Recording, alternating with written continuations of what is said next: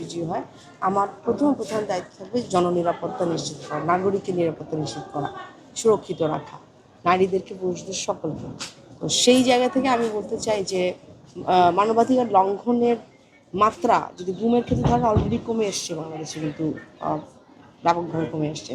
তো সেই জায়গা থেকে আমরা বাংলাদেশটাকে একটা স্বচ্ছ সুন্দর পরিবেশ যেন দিতে পারি সামনের ভবিষ্যৎকে, এবং সমাজটাকে মানবিক করতে পারি আরও, প্রতিহিংসার রাজনীতির বাইরে যে এই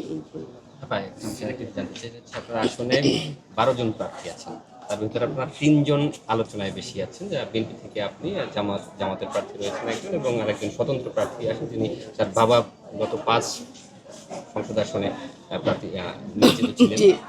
এখন আপনার কাছে কি মনে হয়, মানে কেমন প্রতিদ্বন্দ্বিতা হবে, কেমন এই নির্বাচন? আমার কাছে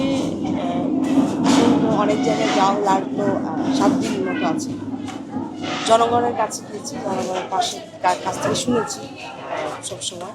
তো সেই জায়গা থেকে এখন পর্যন্ত মনে হচ্ছে যে বাংলাদেশের জনগণ বাংলাদেশের পক্ষের শক্তিকেই ভালোবাসে, এবং জাতীয়তাবাদী দলের জন্য ধানের শীষের জন্য যে ভালোবাসা, এটা আসলে অভূতপূর্ব, যেটা আমি সবার মধ্যে দেখেছি, সর্বস্তরের, ছোট থেকে একদম বয়োবৃদ্ধ পর্যন্ত সবার। আমার কাছে মার্কা তো আসলে একটাই দেখতে পাচ্ছি না, সেটা ধানের শীষ।